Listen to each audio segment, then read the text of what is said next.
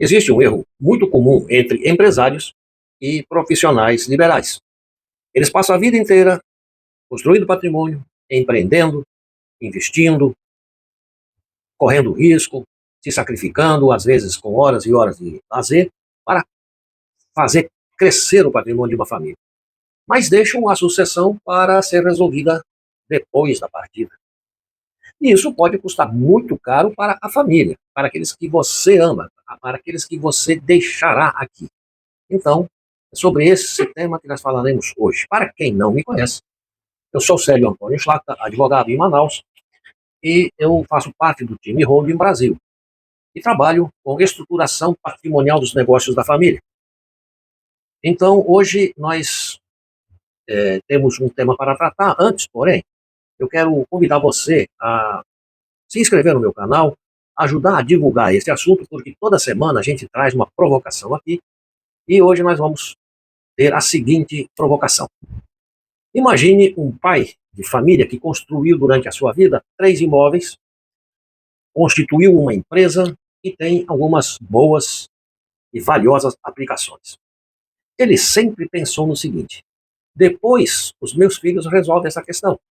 Só que quando ele parte, começa uma coisa chamada inventário. É um processo que é obrigatório quando você não faz a destinação correta dos bens, quando você deixa os bens vinculados ao seu CPF. Porque se você não tiver nada para inventariar, não tiver nada no seu patrimônio, vai fazer inventário de quê? Pois é. E é nesta hora que a família, então, se depara com esse processo chamado inventário, e aí, então, aparecem 3 coisas que até então a família não havia pensado. O primeiro é o imposto.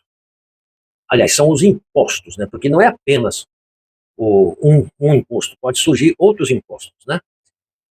Existem os custos processuais, que não são poucos, né?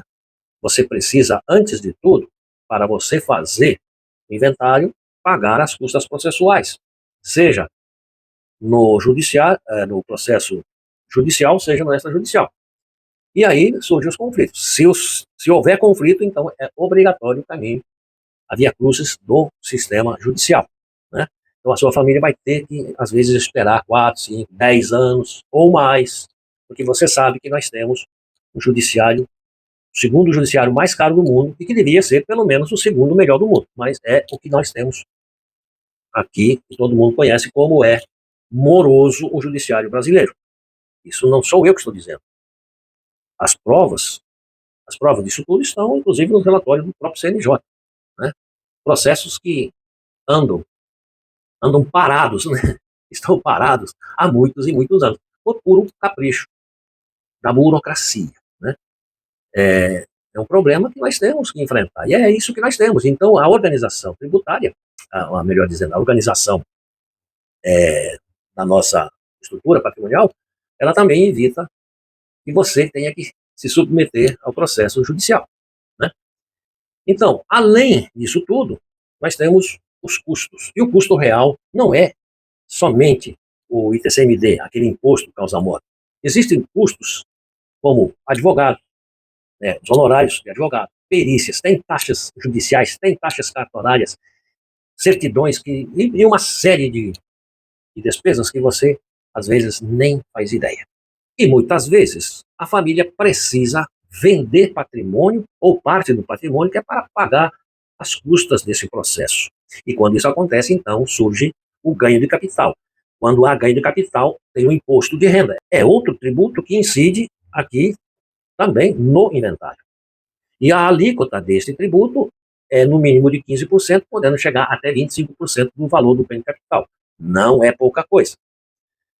Então, é importante destacar que quando você precisa vender alguma coisa dentro de um inventário, normalmente você tem um deságio que é no mínimo de 20%, podendo chegar a 30%, 40%, 50%, até mais.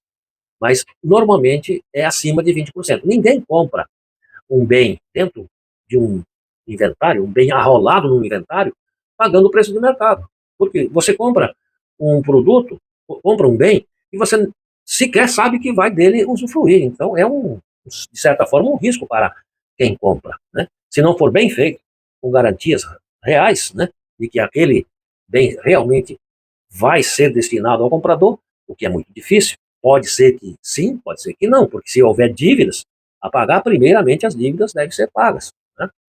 Então, esse deságio, ele custa muito caro. Esse é realmente o que consome muito do patrimônio, né? Ou seja, é uma perda patrimonial sem razão nenhuma de existir. Por quê? Se você fizer o planejamento patrimonial, não há necessidade de se desfazer. A família tem que se desfazer de bens para pagar processo de inventário. Até porque, se você fizer o planejamento, inventário não vai existir. No planejamento, você evita o inventário. Você afasta o inventário. Afasta esse mal de uma vez por todas e protege a sua família dessa burocracia toda. A bem da verdade, o inventário não é o grande vilão. Aliás, ele não é vilão de nada. Porque o inventário existirá quando você não fez o que deveria fazer, que é o planejamento, é a organização do seu patrimônio, para que você possa deixar com garantia, com segurança para os seus herdeiros, ou seja, para as pessoas que você ama. Então, o problema é deixar seu patrimônio chegar ao inventário sem planejamento. Esse sim é o grande problema, porque se chegar ali sem planejamento algum, a família vai enfrentar aquilo que eu já falei. Vai ter surpresas, vai ter desgaste, vai sofrer muito com toda essa burocracia. Porque quando existe uma solução, e essa solução é organização patrimonial, quando existe essa organização, as regras sucessórias já estão pré-definidas, elas são definidas por você e não por alguém de fora, lá do Estado. É você quem decide, é a família quem escolhe, é a família que tem a palavra final. Mas se você falecer e deixar o seu patrimônio vinculado ao seu CPF, não será nem você, tampouco sua família. Quem vai decidir são os outros. Outra situação interessante é que o patrimônio ele está estruturado de forma que você organizou, de forma como você previu. Ele passará de uma geração para a outra, ou seja, vai sair do seu patrimônio, vai entrar no patrimônio dos seus herdeiros, da forma como você bem quis. Os conflitos dentro da família são reduzidos praticamente a zero, porque não tem por que razão a família discutir, porque você já previamente estabeleceu as normas, estabeleceu as regras. E, acima de tudo, é que a transição dos bens que são seus para as gerações futuras é feita de forma previsível, né? De forma pacífica, né? Não existe surpresa alguma. Então, famílias organizadas não deixam a sucessão para ser resolvidas no momento mais emocional da vida, porque quando entra a emoção, a razão sai pela porta do fundo. Não deixe para que sejam tomadas decisões por emoção. Use a razão enquanto há tempo, enquanto você tem controle. Porque as famílias resolvidas, as famílias organizadas, elas resolvem isso com calma, enquanto todos estão vivos, tá? Então, se você quer entender como isso funciona na prática, eu estou preparando uma palestra que em breve irá ao ar aqui pelo YouTube, e o link estará também disponível lá no meu Instagram.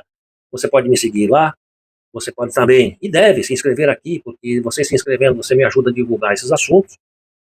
Acione o sininho de notificações e divulgue este vídeo. Faça circular o conhecimento. Não fique só com você. A gente se vê em breve.